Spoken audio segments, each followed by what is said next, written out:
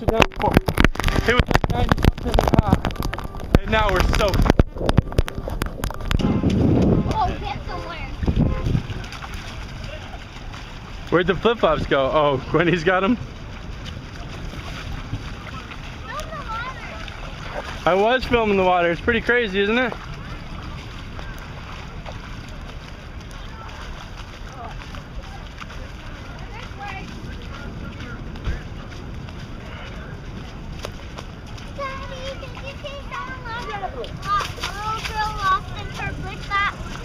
No. I was. You look really tired, Miley.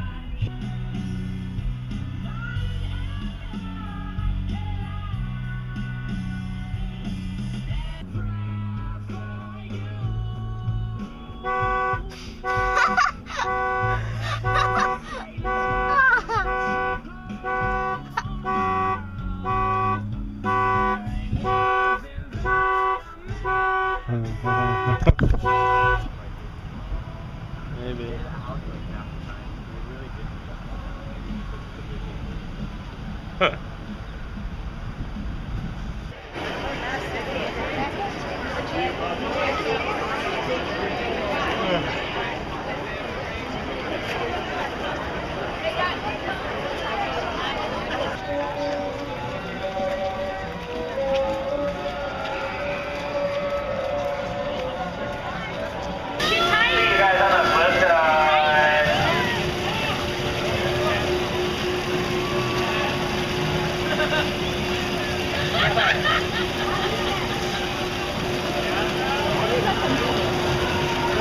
Oh, it's upside down.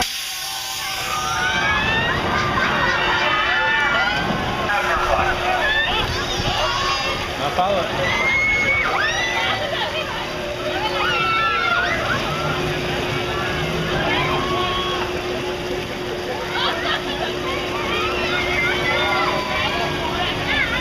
Alright guys, are you ready? Because you're going on left and down. So if you're not ready, you're ready now. Get a good look at Mardi Gras. And now get a good look at my awesome blue pool. Don't close your eyes. Don't close it. Look at it. Let it go.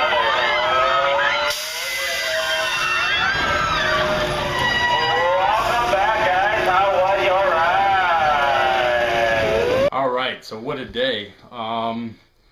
You know, started out, got up this morning and went to the chapel, which is my home church. And it's always funny to me, again, like I said, every time I go to Willow Community Church and then I go to chapel the next day, it seems like you can always find a way to tie the two messages together and reinforce the messages. Willow Community yesterday, we talked about working, and they used the quote that we live in a culture that is perfected working for food that spoils.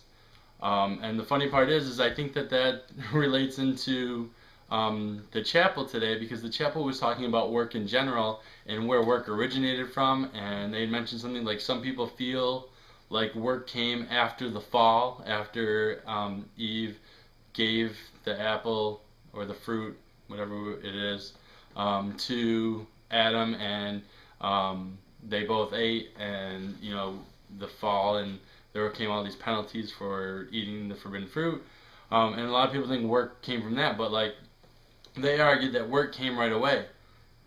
God created Adam and he immediately gave them a job. You know, they were actually caretakers of the garden, and then they also, Adam was tasked with naming all of the animals. So he's like, I've created you this world that's perfect and all this stuff, and then here's your assignment in it. Here's your job. Name the animals, and you know, take care of the garden, and that kind of stuff. So work, you know, is a God-created thing. Now the issue is, what do we work for, and what do we, and who do we work for? You know, I think the issue is, you know, if we get caught up in working for a corporation for profits that aren't real, and for a reward that is temporary, a reward that spoils, as Willow put it yesterday, then we don't find a lot of joy in that work.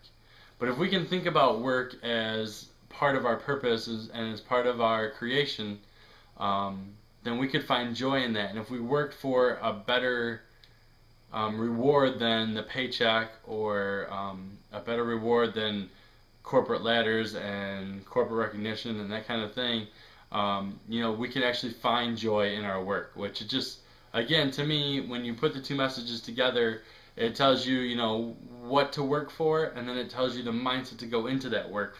And it was just interesting to me how it always seems to work out that way, where the two messages complement each other. And it's really cool that I get to do that. So then after church, my brother came up from the city, and we decided to take the kids to Six Flags for the day. Well, Ashley came along too, because she actually went with me to the chapel for the first time today. So Ashley goes with us, the girls go with us, Brian goes with us, my brother Jake goes with us, and we're at the park. Ashley rides a roller coaster for the first time in her entire life. It was a fear of hers. She wanted to overcome the fear, but it made her kind of sick, kind of anxious, and so she wanted to go home. So her car was not at the park because we had one parking pass, so we all rode together. So I decided to take her to her car while everybody else was in the water park. And as I'm coming back to the park, a huge rain cloud just rushes over the park. Torrential downpour. I'm actually stuck at the parking because the parking stuff went down, the machine went down, so they couldn't scan people's parking passes or take money. So they're trying to fix that. I know my family is inside the park getting poured on, and I can't get through the parking thing, and it was disastrous. And then I ran through the parking lot, which I think you saw the footage earlier. Just craziness ensued. So what we did is I got into the park eventually, found them at the entrance. They were hanging out waiting for me. We went out to the car. We had actually packed a lunch. We ate lunch in the car and then waited for the storm to pass. Sun came back out. We went back in, tried to ride some rides. They'd opened up most things, but a few things were still closed, so that was kind of a bummer. But yeah, we were able to go back in and ride some rides. But holy storm out of nowhere, rained cats and dogs, flooded the parking lot.